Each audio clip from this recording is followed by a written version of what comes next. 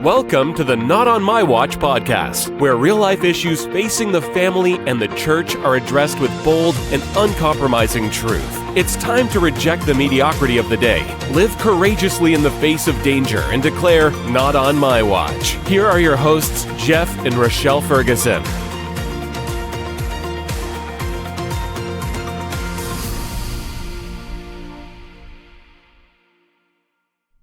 Hey, welcome to the Not On My Watch podcast. We are Jeff and Rochelle, and we're wrapping up a series, I think. I'm pretty sure. We're wrapping up a series. You'll find out next episode. We'll find out right? But we're wrapping up a series talking about things that we haven't regretted. Yes. I love this series, by the way. I feel like we could do a lot more, so I say that we're wrapping it up. It's not like we only have this many non-regrets. There's some things that we really are glad that we did. And today we're going to talk about a topic that you've heard us talk about a lot, but we're coming from a different angle today. Yes. Not as in we've done the research and this is what you should do. Now we're coming from we've done the research, we've done it, and we still don't regret it. So kind of post-implementation. That was episode. That's the a really very smart way to say it. Technological term, but this is a no regret that we have. And that is waiting until high school to give our daughter a cell phone. Yes. So, like you said, our oldest child a cell phone, and the other two still do not have one. They're not near high school yet. So correct. Well, like you alluded to, we've done a number of episodes of this is the research, but now this is post. Okay, we've done it. So how is it going? Kind of thing. And I could just tell you, I just right up the front, still not regret it. In fact, more sold out now, even than it was before. I feel like personally, it's not just a theory that has been researched, and it was different research than just book research. It's even like real life research. Yes. Now this is like it's personal, and I really feel that. And there's a lot of different angles that coming from a mom, absolutely, that has waited until high school. Also coming from an educator who's teaching high schoolers on a daily basis, some of whom receive phones in 4th and 5th grade, and reading some of their responses about how, there's even addiction, using the word addiction to the phones, coming from a different angle as well, seeing that this is a necessary step for parents. And so we feel strongly about it. We will continue to be vocal about it, even with the pushback. Which, by the way, that does square with the research as well. If you research this, students themselves are saying, I wish I wasn't so addicted to my cell phone, to my device. No, literally, they're asking for help. And I think we should kind of, now that our high schooler has a cell phone, she still does not have social media. Sometimes those go hand in hand, but I think we're not talking about social media. There are definitely still guidelines. It's not been like, okay, here's a free for all. And that's really, really a core value of why we're even talking about the cell phones. A core value is that this is not a, hey, here it is, have fun. No, that is not even line up with our parenting philosophy. And in a book that we are writing that is coming out, that even it's not there is a 4-step process. Yes. We are still in the process. And, this is literally part of a plan, to give the ability to do these things, but with limits, with help, not just limits because I worry about my own child. I'm talking about limits because this is necessary. Adults need limits. Yeah. And I hope this is helpful today, because this is what I hear from a lot of parents. When we talk to parents, they say, just wait.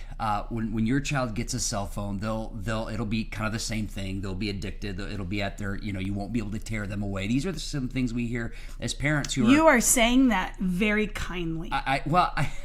Yes. Okay. The responses I have gotten have not been so kind. Maybe people have talked. No, I was trying to be very charitable. That's not how it goes usually. It's like this.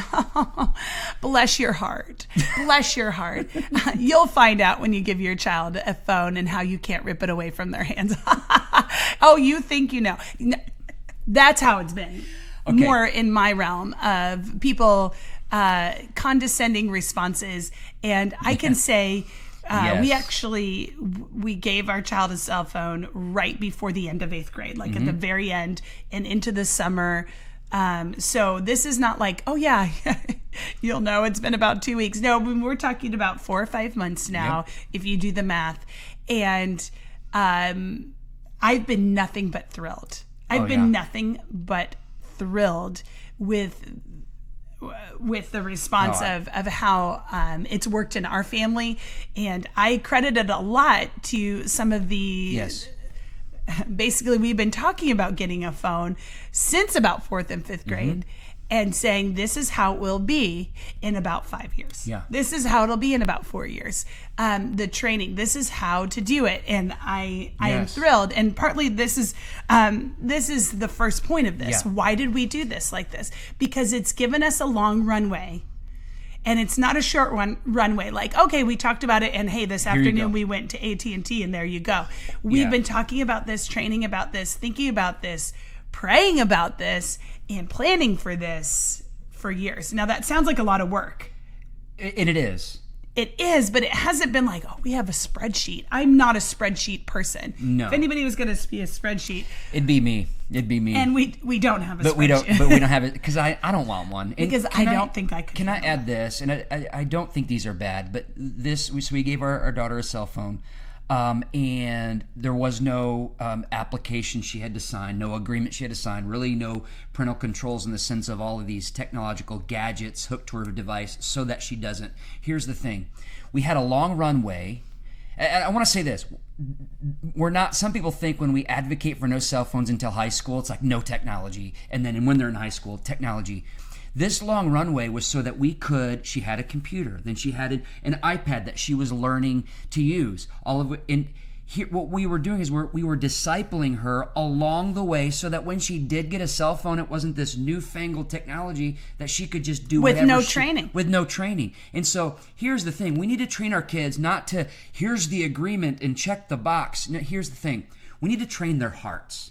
Yeah, it's a heart issue. Less about a contract and more about a relationship. You can have all the contracts you want, all the parental controls you want.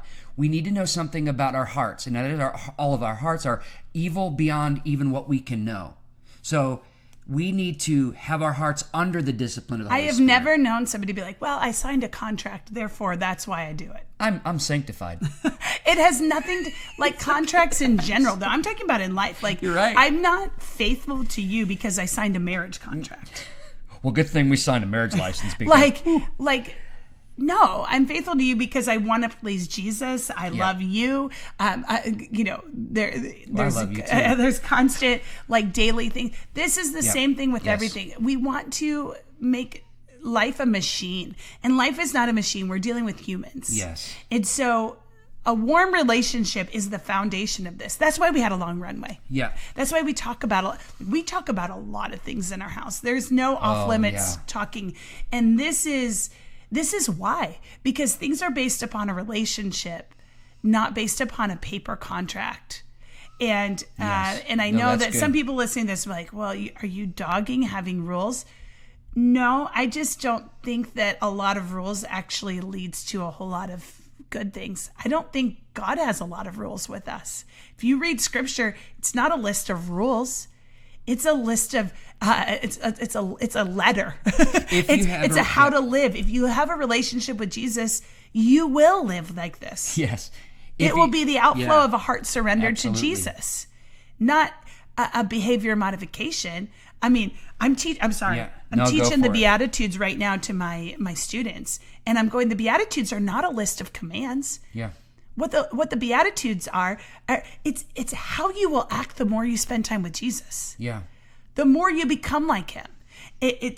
That's why it's so powerful that this is a relationship, not a list of commands. And it's the same thing with this cell phone. Yes. It's the same thing with all of life. Well, let's go back even to the commands that are still good, by the way, the 10 Commandments. And even with the 10 Commandments. I'm not against rules. I hope you're not. But what you're saying is, it proves the point, New Testament and Old Testament, when God was introducing the 10 Commandments, which are still good for us, he said, I'm the God who brought you out of Egypt.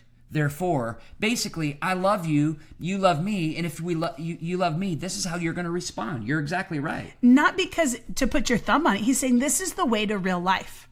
Yes. I've come that you may have life and Yes. life to the full. And that is even our role as parents. I want my kids to have life to the full. I Yes. don't Oh, institute rules to keep them controlled. I institute rules because rules are freedom.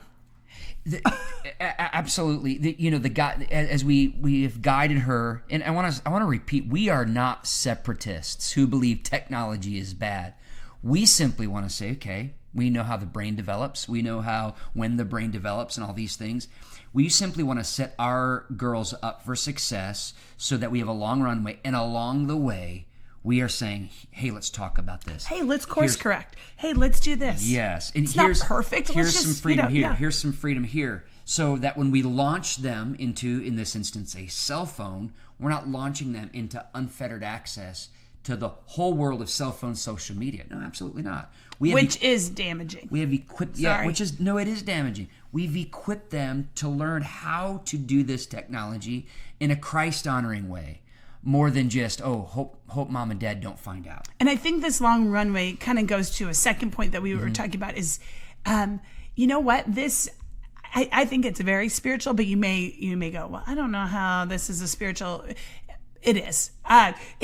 This long runway, this non-addiction to social media, to texting, to things such as this, allows somebody to develop interpersonal skills, which is lacking in many adults, and especially those who are being trained by such adults who lack the ability to talk. I think about this just in general when I'm going out and buying things.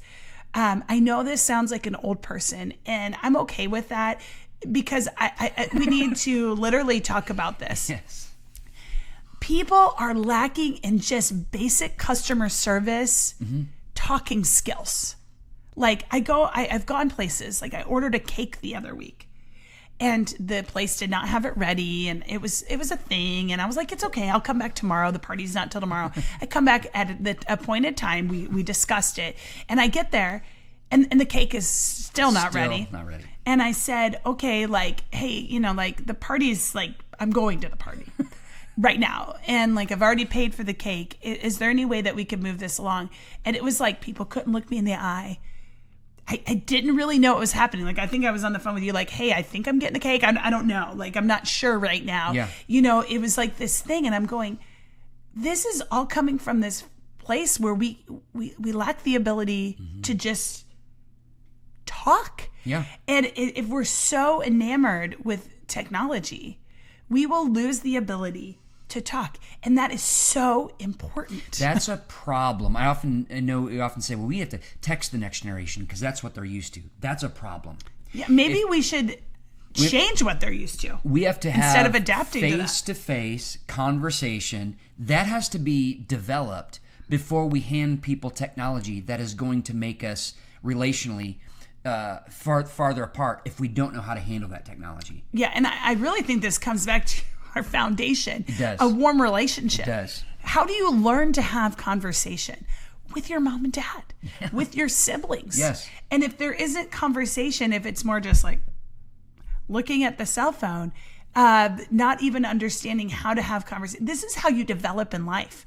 Yeah.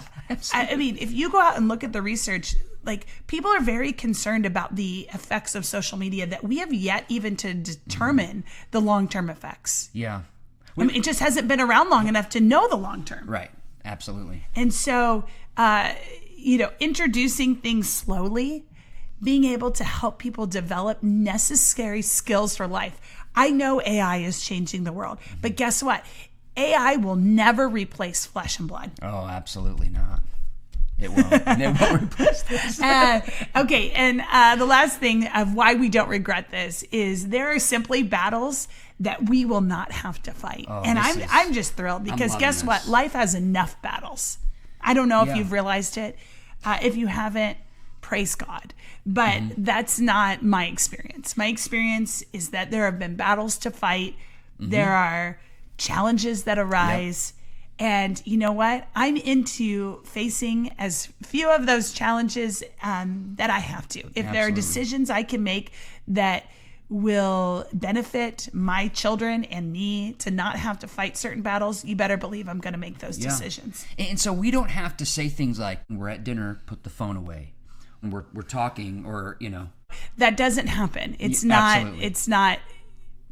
Correct. Those are the battles that we're not having to fight because we've had this long runway. Right. So we don't regret it. Yes. We hope this has been a podcast where you're even maybe more empowered. Like, yeah, you know what? Absolutely. We're committing to this. I hope that there are people who have fourth and fifth graders, or first and second graders, or toddlers. Yes. I hope that you're listening to this and you're going, okay, this is countercultural. Yes, it is. Yes, it is. But I'm telling you, the tide's turning. It is. The tide is turning in the state that we live in Indiana. There have even been measures passed by Congress outlawing, our state Congress, outlawing cell phones in certain schools. The largest school system, public school system in the state of Indiana, has taken like 6 schools and completely out. And it has literally changed the dynamic of those schools. I was reading an article about it yesterday. Yes. So I do believe, while this is still countercultural, the tide is turning. Because people are beginning to see that this is real life stuff. So I hope people who have toddlers, first graders, second graders, you're listening and you're going, okay, I'm going to stand strong. I'm going to make some decisions that, and I'm telling you, that earlier you start talking about it like, hey, it's not going to be till high school. You won't face the battles of like, when do I get it? When do I get it? Because you've already set a timeline. Yes. And I just challenge you, stick to it. Stick to it, because the benefits, they outweigh the patience we have to get there. They outweigh it. We want to encourage you in that. Hey, share this. Go out there, share this. Write a review on Apple Podcast, and also subscribe, rate, review. We'll see you next time right here on the next episode of the Not on My Watch podcast. Thank you for joining us on this episode of the Not on My Watch podcast. You are a watchman for this time and hour. Don't forget to subscribe and rate this podcast wherever you listen. If you haven't already, head on over to our website, www.notonmywatch.co, for more resources from Jeff and Rochelle. Thank you for joining us. We will see you next time on the next episode. But until then, keep watchful.